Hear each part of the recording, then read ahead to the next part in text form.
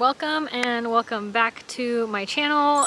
So today we're going to be talking all about Ascension Symptoms. So a big thank you to those who posted suggestions and those who supported others' posts, because I feel like I have a really good video for you today. So let's just hop right in. Now, Ascension Symptoms and Ascension, if you have not heard about it, here's just a brief explanation, is pretty much through your awakening, you begin to ascend. You begin to shed all your old beliefs. You begin to shed things that no longer serve you, people, places, jobs, connections, relationships, anything and everything, your clothes, whatever it may be.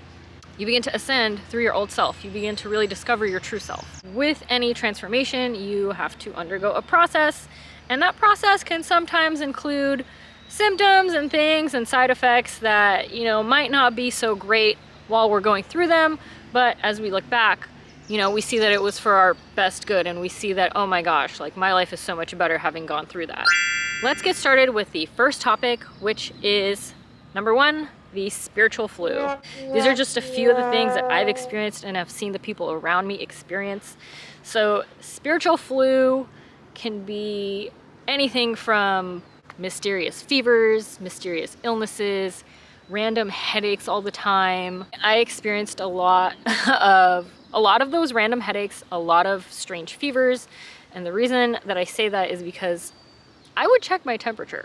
I would check it and it would be normal body temperature, but I would feel like I was burning up and that it did not feel normal to me. Like my body did not feel normal, even though all the numbers showed that I was normal. I can tell you there was a time where I had this super severe earache. It was this weird pulsating inside my ear. I went straight to urgent care. I went to the hospital and I was like, I have no idea what's going on. So, they looked, they checked, and the nurse was like, dude, your ear is fine. Like there is nothing wrong with it. We can't see anything. So they're like, if it persists, just take some ibuprofen or whatever, come back in a week. I think the very next day it disappeared. That's just one of the things. A lot of friends of mine who will experience severe back pain or random aches in different areas of the body when I'm really feeling like I'm going through another process of ascension, or like another leg of ascension.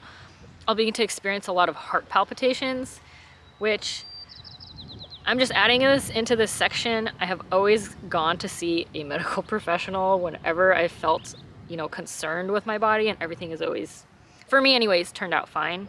So I'm really stressing, if you have reason to be concerned or there's a problem that's been persisting medically, go get professional help. Don't self-diagnose when there could actually be something more serious going on. Now that being said, part of the spiritual flu, I always experienced lethargy, severe fatigue. I might have gotten a full 9 hours of sleep. I'll just wake up and be totally tired, not energetic at all. I just won't be in a good mood. And this is not a constant thing. These symptoms show up at very specific points. I would begin to track when I would experience these mysterious illnesses. They would always come during points in my life where I was spiritually leveling up. I just began to be like, okay, I'm leveling up. It's I'm ascending. Aside from that, there's also moments of extreme dissociation or extreme consciousness. A greater likelihood of just zoning out and then zoning back in and being like, where am I? Or extreme consciousness of being like, ooh, okay, I'm a human, I'm in this body, this feels kind of weird. Feeling like you're in a simulation, which is just the weirdest one, where you'll be washing dishes or something and then just be like, I'm in a real life video game. Again, what's important to remember here is that it's just kind of a temporary side effect sometimes of, your energy adjusting to a new level of being. You are literally being recalibrated in order to hold a greater amount of energy in your being, and in order to be able to process more energy. Kind of like when your computer goes in for an update, it has to either shut down or has to run diagnostics, see what's up. Pretty much the same thing is happening here with you. Either physically It might manifest as like a physical sensation or, you know, an illness or whatever it may be, or it can manifest mentally. Okay, moving on to the second, and I'm going to say honestly, this is probably like one, if not the most significant one, is changing of your relationships. You know, whether that be a loss of friends or the dynamics, it could be due to narrow-mindedness or just clashing beliefs or just being in a different place in life. You know, whatever the case may be, you're going to move on from certain people in your life, and certain people in your life are going to move on from you. Me personally, how did I deal with this?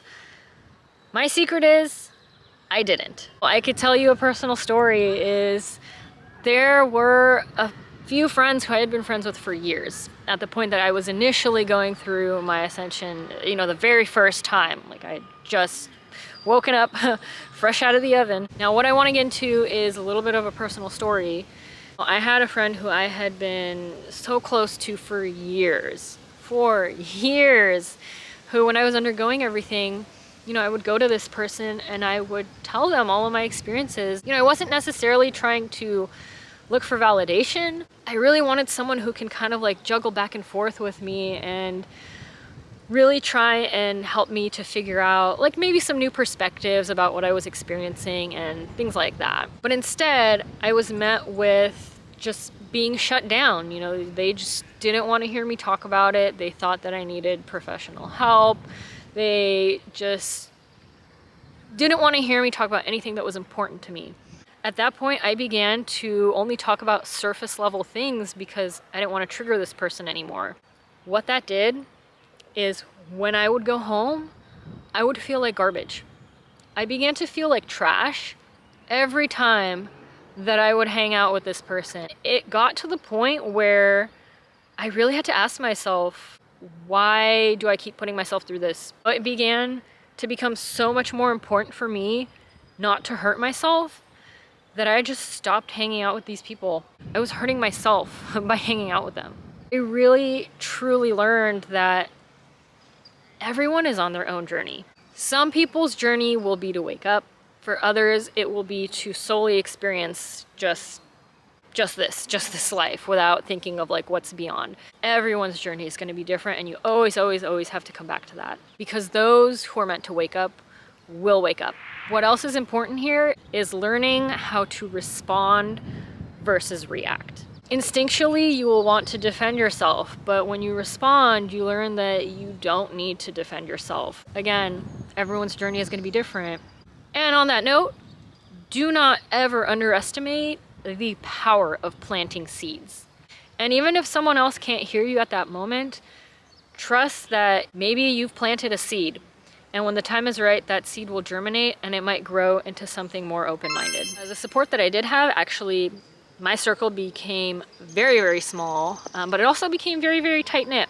I now had surrounded myself with people who actually supported me. How did I find them?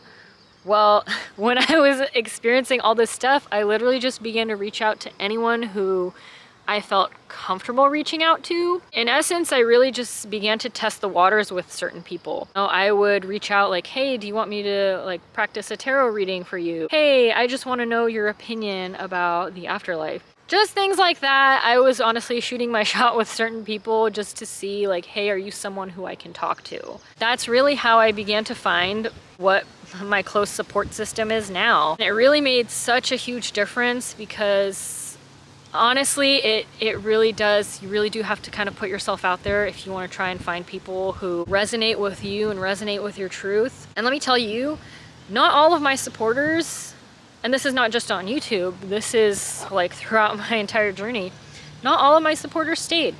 Some stayed for longer than others. Like, the universe will align you and realign you with people who you will resonate with. You know, so long as you keep looking and so long as you keep trying, and when you need the support will come. And I really just want to say this, is that you will always have support. There will never be a time where you lose all of your supporters. The people who support you, those faces may change, some faces may leave, but you'll always gain new ones. What I really encourage you to do is to begin paying attention to the people who do stay in your life during these shifts, and the people who do come back into your life during these shifts. What do they all have in common? What is one thing that ties you to them? And what is one thing that ties all these people together in your life? Because doing that can actually really help you to realize where you are in your journey, what you're going through, and the people who will help you to rise through your path.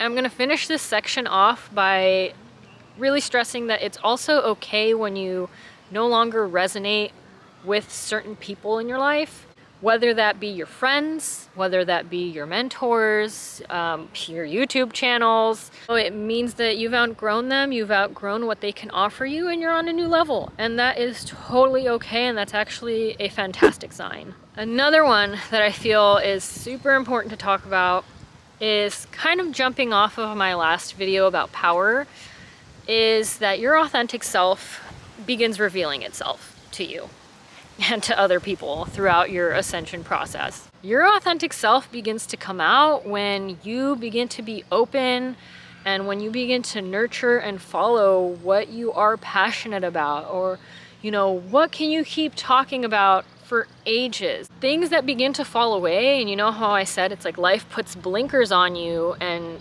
has you stop focusing on all the stuff that no longer matters, is all a part of the process for you to return to your true self and your true power and your true nature. So how do you find your authentic self? How do you find what you're passionate about? How do you find your path? I generally tend to tell people, look at your passions, look at what you love doing, look at what you enjoyed doing as a child. What do you enjoy doing now? Like, let me ask you this. If money and circumstance weren't an issue, what would your ideal life be? What would you ideally be doing? Where would you ideally be living? What would that life look like for you? Because what this whole awakening process is, at the core of it, is really just beginning to surpass these limitations that either society has placed on us, that we've placed on ourselves, or, that the 3D dimension has placed on us, like gravity. So I feel like it's really important to note is that the more that you step into your authentic self and the more that you begin to embrace it and follow that path, the universe will support you. And on top of that, the universe will also challenge you. The more that you step into your authentic self, the more support that you will get and the more that your authentic self will be challenged. Whether that be your own internal triggers or external triggers. Internal triggers can be like feeling uncomfortable with this new person that you're becoming, or feeling uncomfortable with like the new energy you're stepping into, or rather stepping out of your comfort zone, Or for me, it's been moments of like not even recognizing myself from who I used to be.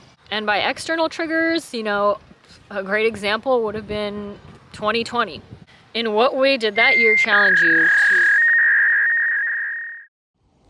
to... Okay guys, my camera died, but I am committed to finishing this video. So what I wanted to finish up with that last part was the people around you or the situations around you. How is the universe pushing you or leaving you hints and signs that you need to be going in a certain direction? So it's like, how do you step into your authentic self? There's a lot of ways that you can step into your authentic self and claim your power and your being, and a lot of it comes down to just embracing who you are and embracing the things you love to do. That's not always the easiest thing. Sometimes we're just not in an environment where we can do that, or not surrounded by people who support that in us. And that's where the work comes in. That's where you really have to start bringing it back to you. You really have to start putting in the work and reclaiming what you want to do the way that you want to do it, and whatever to everyone else. And that can even go back to the whole friendships thing. Are you still friends with people who make you feel worse? Are you putting yourself in situations or careers or, God, there's so many, but are you putting yourself in circumstances that make you feel worse? And what can you do to pull yourself out of it? What can you do to really put yourself in an environment and in a mindset where you can start embracing your authenticity and what you have to offer? All right, so I will end it there. I hope that there were some messages here that you were able to take away. Yeah, thank you for watching. Thank you for listening, and I will see you in the next one. Bye.